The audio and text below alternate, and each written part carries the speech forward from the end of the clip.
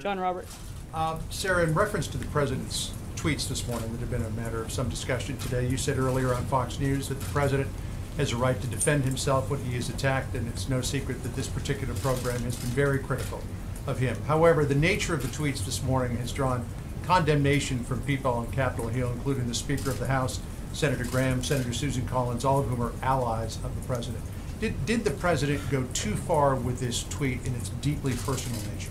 I don't think so. I mean, I think that the president has been attacked mercilessly on personal accounts by members on that program. And I think he's been very clear that when he gets attacked, he's going to hit back. I think the American people elected somebody who's tough, who's smart, and who's a fighter. And that's Donald Trump.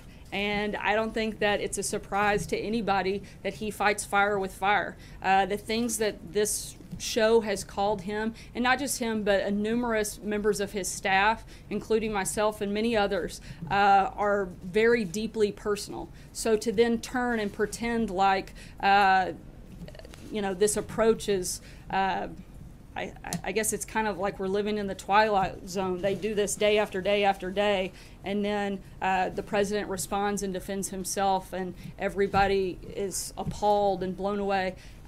Frankly, if this had happened in the previous administration, the type of attacks launched on this program, the things they say, utterly stupid, personality disorder, mentally ill, constant personal attacks, calling multiple members liars to their faces while they're sitting on their programs, the rest of the media would have said, guys, no way, hold on. But nobody does that. But the president, he's not going to step back.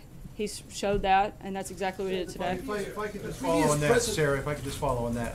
A couple of the criticisms from supporters of the president have been that this particular tweet was beneath the dignity of the office. Where does the president draw that line on the dignity of the office? Look, I think that he shows that every day in the decisions that he's making, the focus and the priorities he's laid out in his agenda.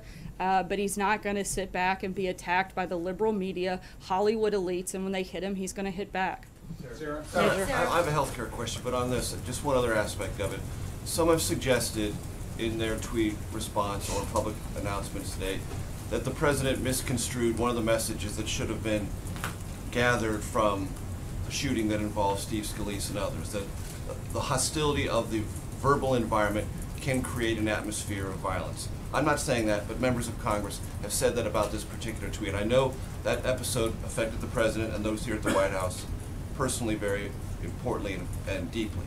Do you have any reaction to that sentiment that conversations like this create an atmosphere that is either dangerous or one we need to avoid? The president in no way, form, or fashion has ever promoted or encouraged violence. If anything, quite the contrary. And he was simply pushing back and defending himself. What about the Republicans who are criticizing the president? I want to go back to the shooting and remember what President Trump said then. He said, our country will perhaps become closer, more unified, so important. Does his tweet this morning, his series of tweets, help to unify the country?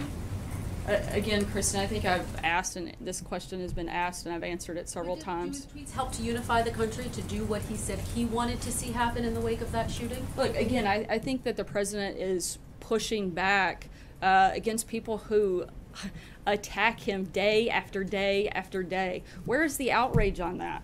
You guys are constantly coming and asking, like, is this okay? He does it one time. This is day after day after day. And it's not just the president. The only person that I see a war on is this president and everybody that works for him. There are two questions to follow up on that. One is that I understand your point, but he is the president of the United States. They are cable news anchors, so he has to stand to a higher standard, one. And two, you talk about criticism. He said that former President Obama wasn't born in this country, right? So he clearly was a part of criticizing the past president, who was not immune to criticism himself. So I wonder how you make that argument.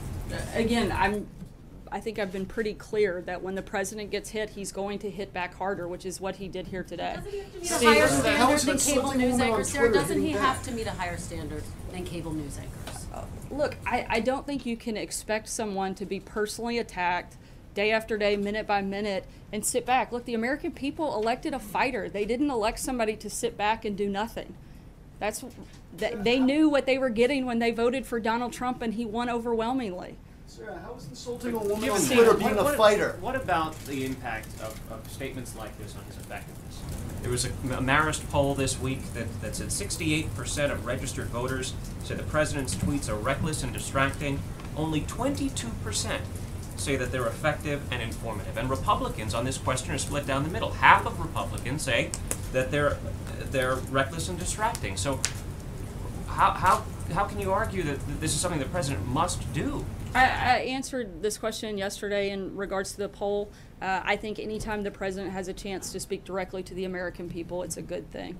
Sarah, as a woman, how do you feel about the president attacking another woman specifically for her looks, and what does that show as an example to how men should be treating other women? Look, everybody wants to make this an attack on a woman and equality. What about the constant attacks that he receives or the rest of us? I'm a woman and I've been attacked by this show multiple times, but I don't cry foul because of it. I think that, you want to create this false narrative. One hand, it's like, let's treat everybody equally, and on the other hand, they attack, and he responds, and apparently that's wrong. I'm sorry, guys. I've answered this question. Allie.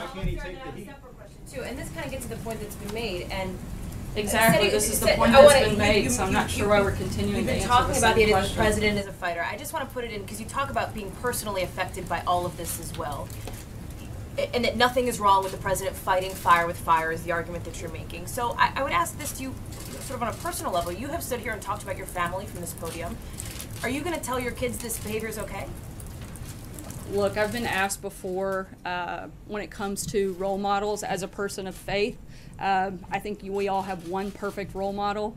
And when I'm asked that question, I point to God, I point to my faith, and that's where I would tell my kids to look. None of us are perfect, and certainly there's only one that is, and that's where I would point that direction. I want to ask you my follow-up question just on more policy points with the G20 coming up next week. That would be a change in tone policy. I disagree with that. I think we talk about policy a lot here, but I want to ask about his meeting with President Putin that is coming up next week that has just been confirmed by Gary Cohn and H.R. McMaster.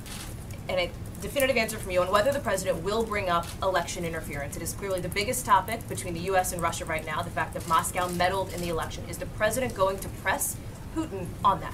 Obviously, I'm not going to get ahead of the president's conversation, as we typically do. I would imagine we'll have a readout after that conversation takes place. John? Thanks. I'll come to you next. Okay, thanks a lot, Sarah. The president's tweet today, does it help his legislative agenda? Does it help him win the votes of those 9 senators who've come out against that Senate bill? Senator Collins, Senator Murkowski, for instance. What's your view on that? Again, I think we're just looking for new ways to rephrase this question. The president was attacked. He responded. There's nothing more I have to add than that. John, busy. As to his legislative agenda, I'm not asking about the tweet Look, itself. I think the president I'm asking about whether or not this helps his legislative agenda. I think the president would love for us all to focus on the legislative agenda a whole lot more. You look at the coverage over the last month of the extended period between May and June, all of the major networks, if you look at their coverage and what they're talking about, they spent 1 minute in the evening newscast talking about tax reform, 3 minutes on infrastructure, 5 minutes on the economy and jobs, 17 minutes on healthcare, and 353 minutes attacking the president and pushing a false narrative on Russia. I mean, look at that in comparison. If you guys want to talk about legislative agenda and focus on policy and priorities, you guys get to help set that table. And 353 minutes of attacks against the president and driving a false narrative, and 1 minute on tax reform. That's over the course of a month.